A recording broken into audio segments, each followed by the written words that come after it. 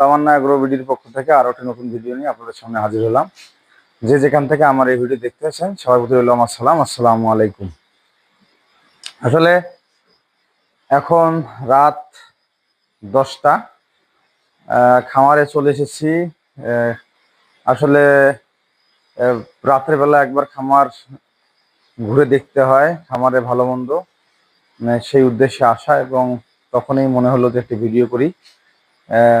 এই মুহূর্তে আপনাদেরকে আমি যে জিনিসটা দেখাতে চাচ্ছি, এই যে আমাদের খামারের যে বাছুরগুলো আছে, এই বাছুরটার বয়স আজকে 45 দিন, এটার বয়স হচ্ছে 28 দিন, আর এটা ঘুমাচ্ছে।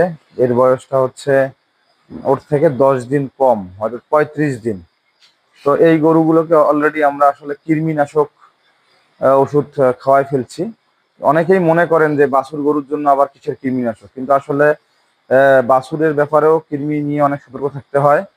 হ্যাঁ, বাছুরের বয়স যখনই আপনার 22 দিন বা 21 দিন হয়ে যাবে, তখনও একটি ডোজ আছে কৃমির। তারপরে 2 মাস পর আবার একটি ডোজ আছে।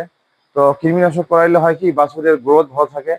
হ্যাঁ, বাছুরের যে ফাউন্ডেশন, আমরা কিন্তু একটা গরু ভালো পার্সেন্টেজের একটা গরু, পার্সেন্টেজটা যেমন দরকার, পাশাপাশি তার মেনটেনেন্স, তার ছোটবেলা থেকে তার যে ফাউন্ডেশন, একটা বিল্ডিং এর যেমন ফাউন্ডেশন ঠিক না থাকলে তার মানে উপরের দিকে ভালো কিছু আশা করা যায় না, তেমনই আছে বাছুর গরুকে যখন আপনি মানুষ হতে, মানে বাছুর গরুকে যখন আপনি লালন পালন করবেন, তখন কিন্তু তার প্রথমের দিকের যদি ট্রিটমেন্ট ভালো না হয়, মেনটেনেন্স ভালো না হয়, তাহলে কিন্তু তার ভবিষ্যতে তার কাছ থেকে খুব ভালো কিছু আশা করা যায় না।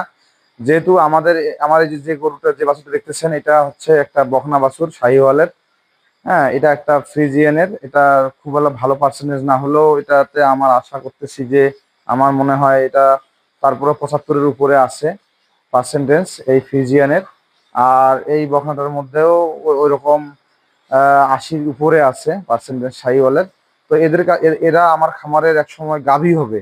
তো সেই জন্যই আমার মেনটেনেন্সটা একটু অন্যভাবে এদেরকে করতে